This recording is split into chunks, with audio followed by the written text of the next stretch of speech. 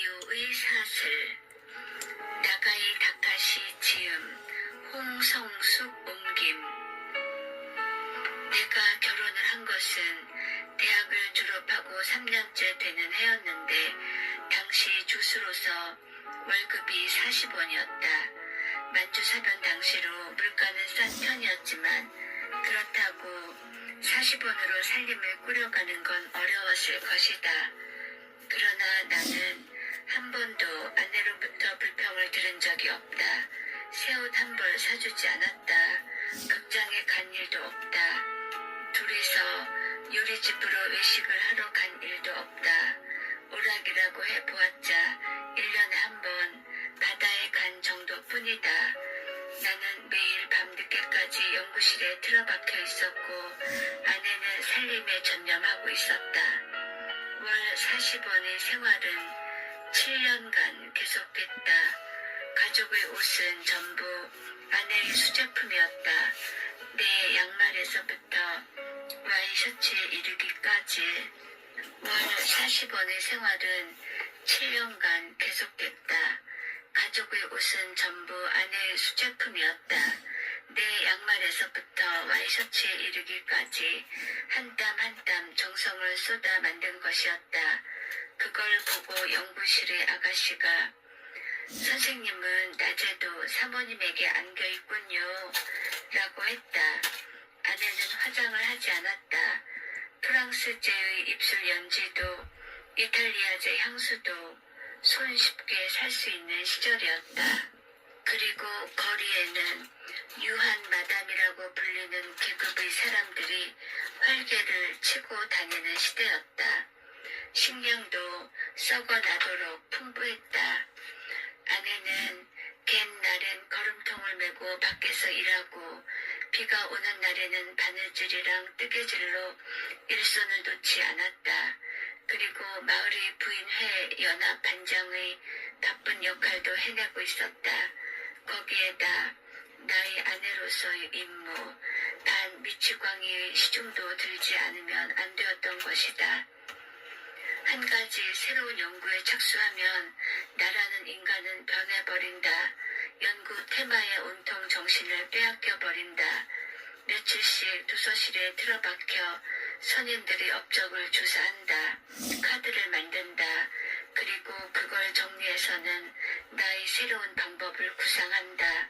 실험 장치를 만든다. 드디어 실험에 착수한다. 몇 개월 만에 결과가 나온다. 그걸 정리하여 논문을 쓴다. 교정을 본다. 이런 수순인데 그러는 동안에는 연구 이외의 것은 머리에 들어오지 않는 것이다. 이야기를 걸어오면 대답은 한다. 밥이 나오면 먹기는 한다. 아이가 울면 노려본다. 그러나 무슨 말을 했는지 무엇을 먹었는지 기억이 없다. 내가 대학에서 돌아오는 길에 아내가 스쳐 지나가는데 모르고 지나친 일이 2번 있었다고 한다. 뒤에 아내에게서 그 말을 듣고 나는 저런 하고 놀랐다. 그럴 때의 나는 허공을 쏘아보면서 입속에서 무언가 중얼중얼하기 때문에 어쩐지 무섭다고 한다. 마치 몽유병자를 간호하고 있는 것 같아요 라고 아내가 말한 적이 있다. 꼭 의논해야 할 집안일이 생겨도 말을 못하고 남편의 주의를 산만하게 할 수도 없고 두뇌를 쓰므로 특별 요리를 만들어야 하고 자칫 방심하고 있으면 넥타이도 잊어버리고 뛰쳐나가기 때문에 몸에 걸치는 일상사도 신경을 늦출 수가 없고 방 안에 가득히 늘어놓은 조사 카드, 노트, 참고서, 사진, 휴지 등등 치워도 되는 건지 안 되는 건지 알 수가 없고 저녁 귀가 시간을 일정하지 않고 이런 남편의 시중을 용케도 아내는 그 연약한 팔로 해낸 것이다. 이런 아내의 노고에 대해서 내가 보답한 것은 겨우 잡지에 실린 내 논문을 보여주는 것뿐이었다. 남들 같으면 소파에 편안히 기대고 파이프를 피우면서 혹은 방바닥에 들어 누워서 대충대충 읽는 신용이나 하는 잡지를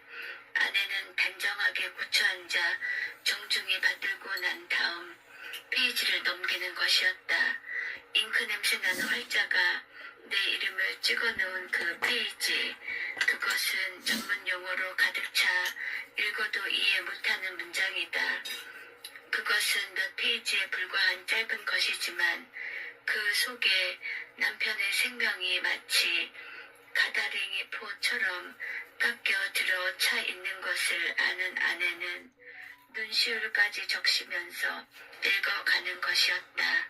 그 옆에서 나는 아내 대신 어린 것을 안고 얼으면서 잠시 가슴속에 온천물이 솟아나는 것 같은 생각에 잠겨 있다. 우리 집의 행복한 시간, 그것은 일요일 아침 모두 함께 성당에 미사 참례하러 가는 때였다. 나는 큰아이 손을 끌고 아내는 작은 아이를 업고 밭둑길로 언덕 위 빨간 벽돌 성당에 간다. 종각에서는 우리를 부르는 종소리가 맑고 부드럽게 울려 퍼진다. 저 집에서도 이 집에서도 나들이 옷으로 갈아입은 사람들이 밝은 얼굴로 나와서 같은 길에 합류했다.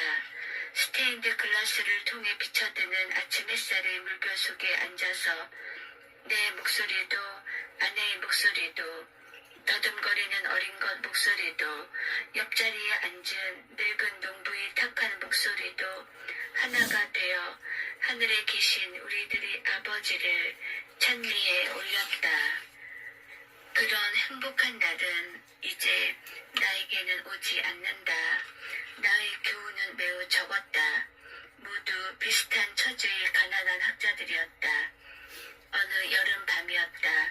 내가 좁은 마당 돌에 앉아서 달빛을 받고 있으려니까 해부학과의 나카무라 조교수가 한 손에 부채를 들고 훌쩍 찾아왔다. 그는 내 앞에 있는 돌에 걸터 앉자마자 도롱뇽 알에 대해서 이야기를 꺼냈다. 이런 것이 언제나 우리 집 평상에서의 화제였다. 그는 처녀 생식의 실험을 하고 있었다. 작년에 참개구리 알의 실험에서는 성공을 거두었다. 알의 어느 극을 백금 침으로 가볍게 콕콕 찔러주면 그것이 정충 진입과 같은 자극이 되는지 알은 정상적으로 분할을 시작하고 차츰 성장하여 정상적인 개구리가 되었다. 금년에도 그것을 도롱뇽의 알로 실험을 하고 있는 중이었다. 그것에 성공하면 어떻게 해서든지 포유류로 해보고 싶은 것이다.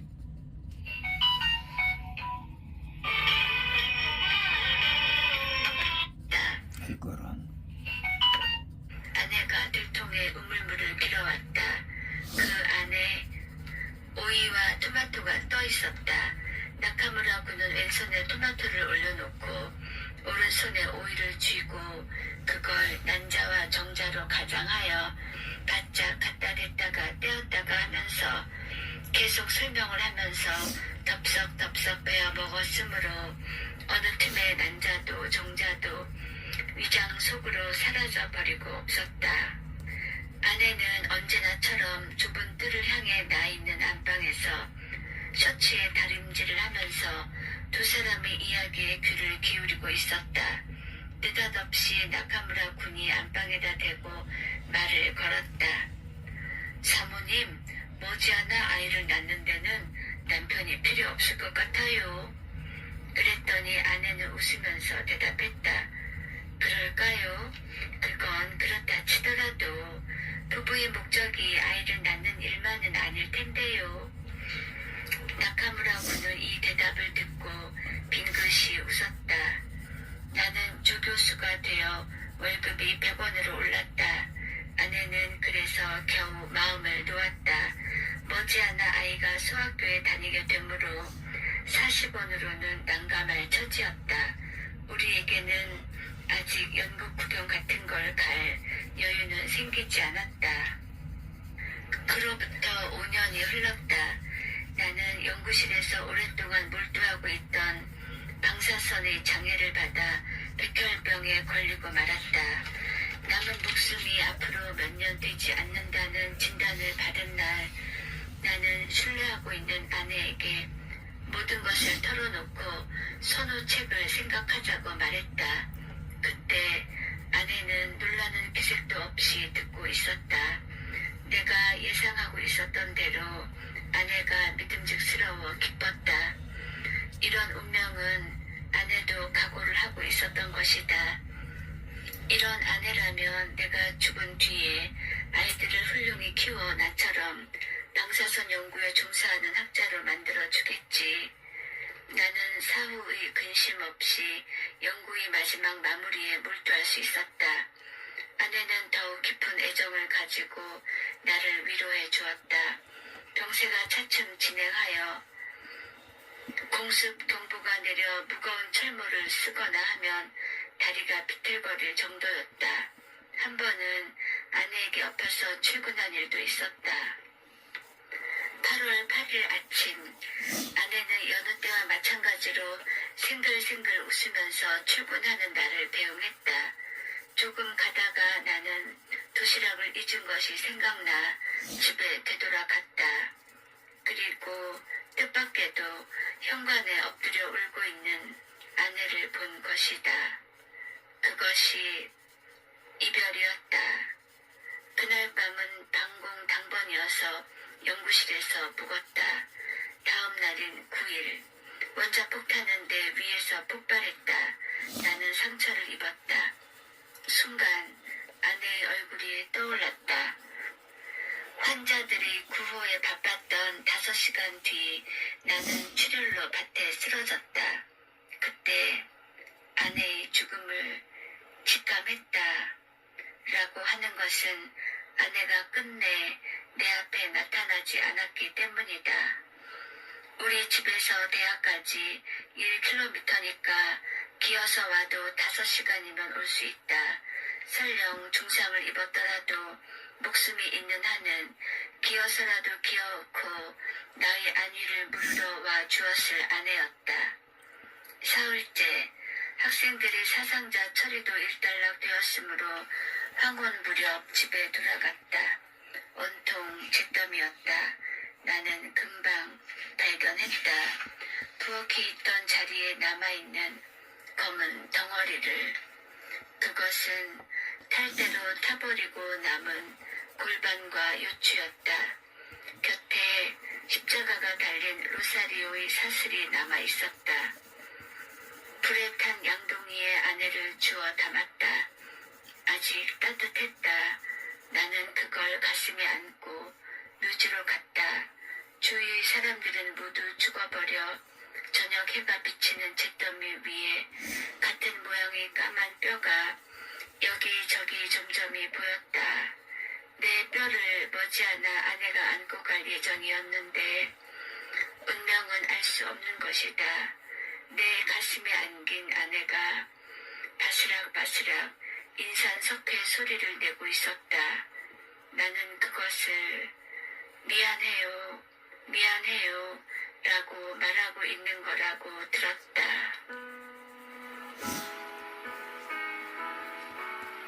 나가이 다카시는 의학자였습니다. 살았던 연배는 1909년에서 1951년입니다.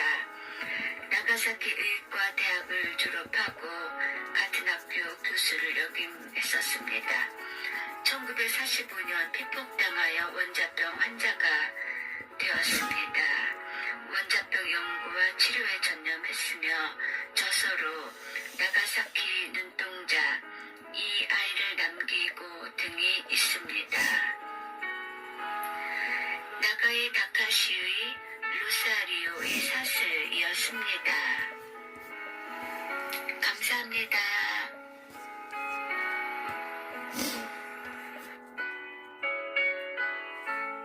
이런 분도 계시고 참. 그러나 일본이 가해자가 피해자가 만들어 놓으면 안 되지. 일본 놈들이. 가해자는 가해자잖아 임마.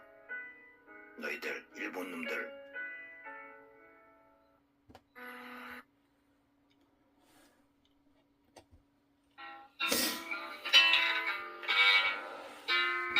글 속에 로사리오의 사상자를 잡아낸다는 얘기가 있는데, 그 사상자가 바로 제일 교포들 아닙니까? 이 사람 말은 굉장히 안타깝지만 여전히 가해자인 일본인으로서의 그것을 벗어나지 못하고 있다는 것은 알고나 우리가 이 글을 읽어야 되겠습니다. 사상자래잖아요. 사상자 색출. 그게 제일 교포를 말하는 거거든요. 실제 뒤집어 쓰였잖아요. 원자폭탄 떨어졌을 때. 관동 대지진 때도 그렇고. 그걸 알고 있어야 됩니다. 우리는 이 사람의 가여운 얘기만 할 것이 아니라 올해 한강이 노벨 문학상을 받았지만 올해 역시 2024년 노벨 평화상은 누가 받았는지 아십니까? 일본 히로시마나 나가사키의 원폭 피해자 그 모임이 상을 받았다고 합니다. 그 피해자는 안타까운 일이지만 그것으로 해서 일본의 침략이며 일본의 악독하게 해던 짓을 감춰줘서는 안 됩니다. 노벨 문학상은 굉장히 우리가 반가운 일이지만 노벨 평화상을 1953년도에 세워졌다는 일본 원폭 피해자 모임에다가 준 것은 아주 잘못 노벨상 주최 측에서 전혀 모르고 있는 것이라는 것을 한강 작가가 12월 10일 시상식 때 꼭 그 말을 꼭 해주기를 바랍니다. 1994년 오에 겐자부로가 일본의 노벨 문학상을 받았을 때 시상식 때 그랬었죠. 일본이 저지른 동남아에 저지른 특히 한반도에 저지른 것을 진심으로 사죄를 해야 된다. 그리고 보상을 해야 된다. 그만한 말을 한강 작가한테 기대를 해봅니다. 내가 그 상을 받으면 그렇게 합니다.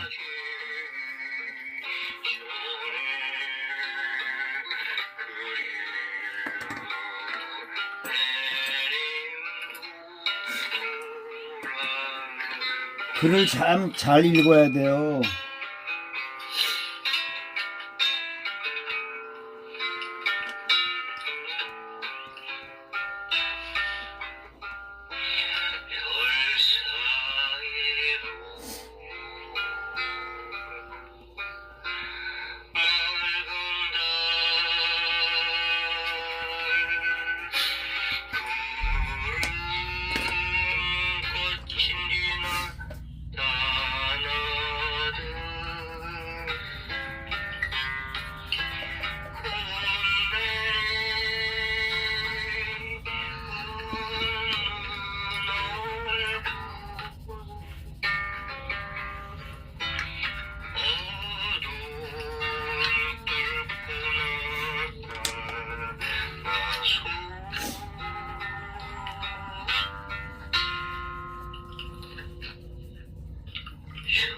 이 2차 세계대전의 가해자가 지금 자기네들은 피해자라고 지난 G7인가 G20인가 히로시마에서 만났을 때 바이든이 있고 그랬을 때 기시다가 그런 말을 하지 않았습니까? 자기네들은 피해자라고. 피해자입니까 일본이? 거기에 특히 서양인들이 다 속고 있습니다.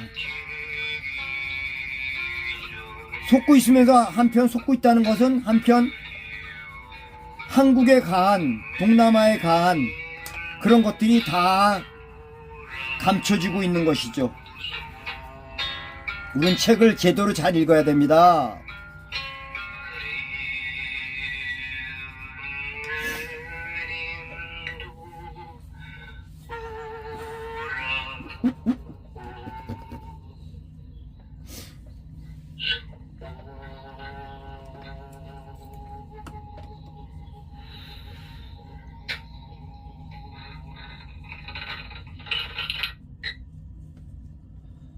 건졌네.